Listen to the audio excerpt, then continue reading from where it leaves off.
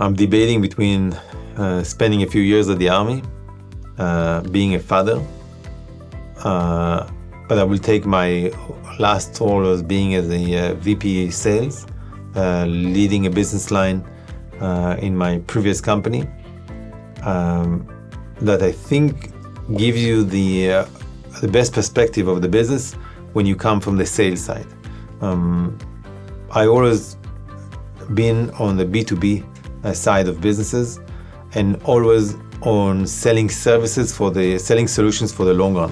I never sold a product that you buy the product and we say goodbye. It was always long-term relationship with our customers. And when you have such a service to sell, you have to listen a lot. You really have to listen. So that's why I was debating on being a father, because you also need to listen a lot.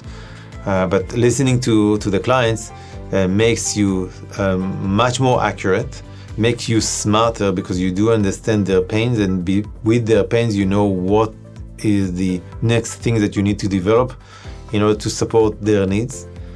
And it's also, I think, giving the customers the understanding that we are here together on this one. I'm not here to pitch you on anything. I'm here to understand your needs and build a solution that you need for the long term. So I would say that being on the sales side is a huge benefit to move on to the CEO position. And also, you need to know how to speak in front of people. So hopefully I'm doing it okay now on the videos.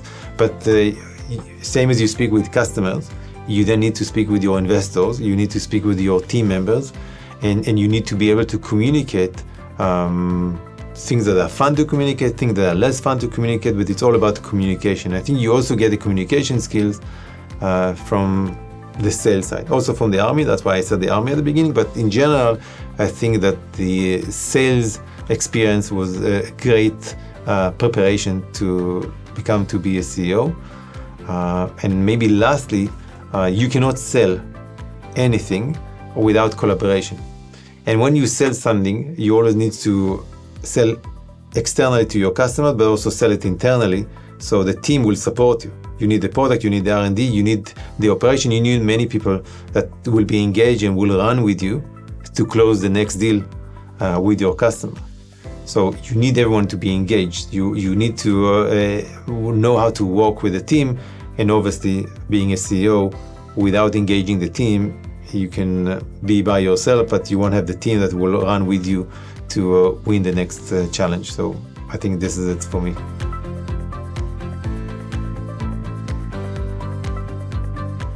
Before speaking about the dynamics, which I think is the key for success to any company, I'll say that any individual that can lead their domains into a success, and that can be anywhere from someone at the R&D that have an idea of something we need to build, or someone at the BI that insists that we should change and use to a different tool that we used up until today, to someone at the studios that needs a different computer because that may give us different abilities to support customers and so on, all the way to someone who really believes that we need to come up with a new product.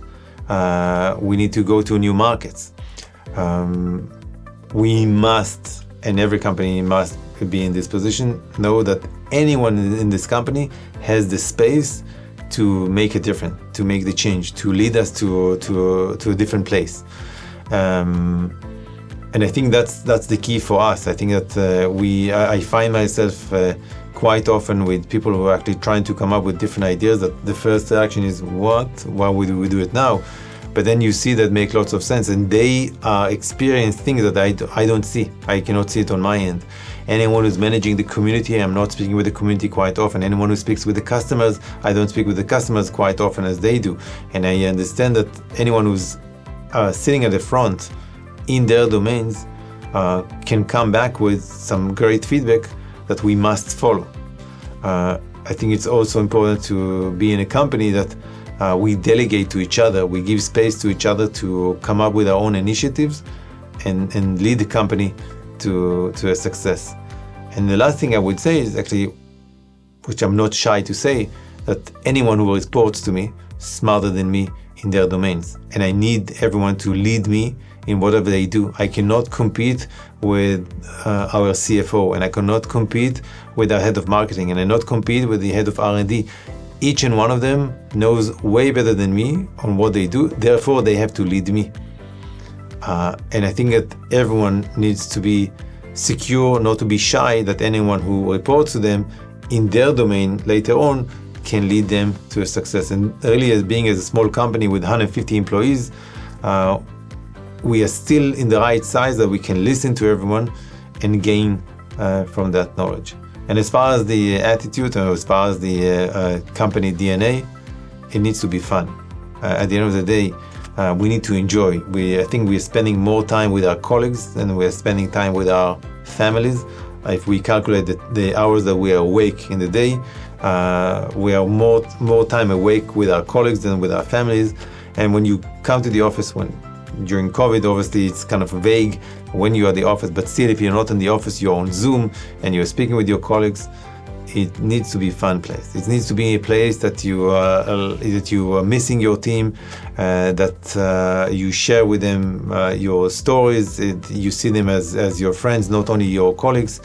And I think this is the success for stickiness, for working together, for having a very high retention of employees staying at the company, because we like to be with each other. And I think that's definitely number one key for success.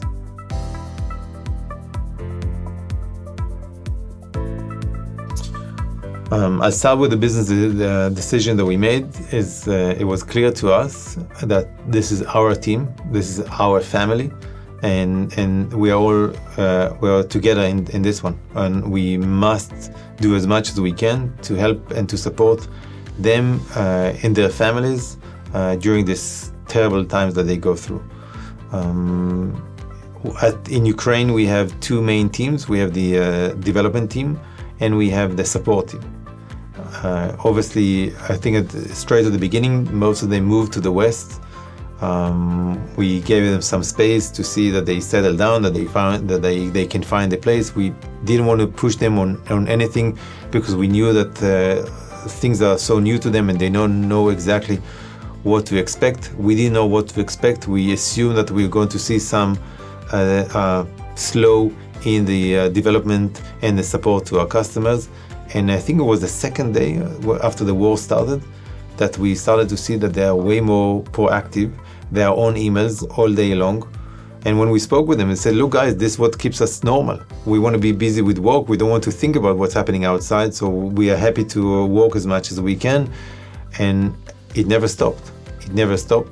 Some of them moved out of Ukraine. Those who could moved out of Ukraine. They different places around Europe.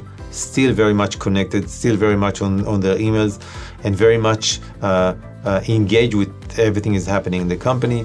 While we were trying to support them, find some place to rent, some hotels to rent, some alternatives while people were on the way, they were really much appreciative of what we've done for them.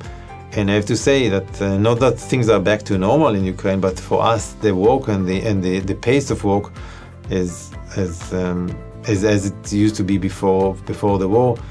We are praying every day, and we are doing as much as we can that their life will go back and they will be able to go back to their homes. I don't know that how many of them will actually decide to go back to our homes, but we will do as much as we can to support them to get their life back and to be able to live normal life.